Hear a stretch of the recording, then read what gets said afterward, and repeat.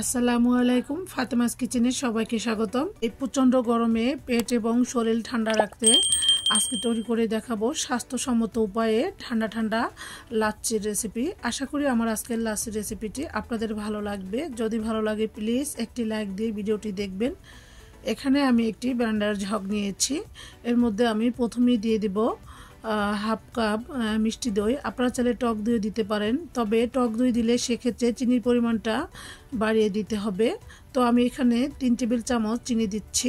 আপনারা আপনাদের স্বাদ অনুযায়ী চিনিটা দিয়ে দিবেন। এই তো দেখতে পাচ্ছেন আমি 3 টেবিল চামচ চিনি দিয়েছি। এখন দিয়ে দিব 7-8 টুকরা বরফ কুচি। দিয়ে দেব ফ্রিজের ঠান্ডা 1 গ্লাস পানি। এখানে আমি যেহেতু 2 গ্লাস লাচ্ছি বানাবো, তো আমি 1 গ্লাস পানি দিয়ে দিচ্ছি। এবং লাচ্ছি কতটা পাতলা বা ঘন খেতে চান সেটা বুঝে এখানে পানিটা অ্যাড করে দিতে হবে। এখন আমি সমস্ত উপকরণগুলো দিয়ে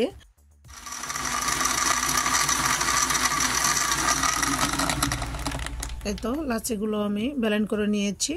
এখন আমি আপনাদেরকে কাছ থেকে দেখিয়ে দিচ্ছি। দেখতে পাচ্ছেন কতটা সুন্দর এবং লোভনীয় কালার এসেছে এবং লাচ্ছির উপরে বাবলস ক্রিয়েট হয়েছে কত সুন্দরভাবে। এই তো দেখতে পাচ্ছেন ঠান্ডা ঠান্ডা লাচ্ছি তৈরি করে নিয়েছি কতটা ঝটপট সহজ রেসিপিতে।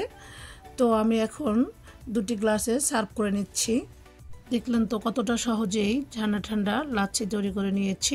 ভিডিওটি শেষ করার আগে আপনাদের কাছে ছোট্ট একটি অনুরোধ, যারা আমার ভিডিওটি প্রথম দেখতেছেন তারা অবশ্যই চ্যানেলটি সাবস্ক্রাইব করবেন এবং ভিডিওটি দেখার আগে একটি লাইক দিয়ে দেখা শুরু করবেন।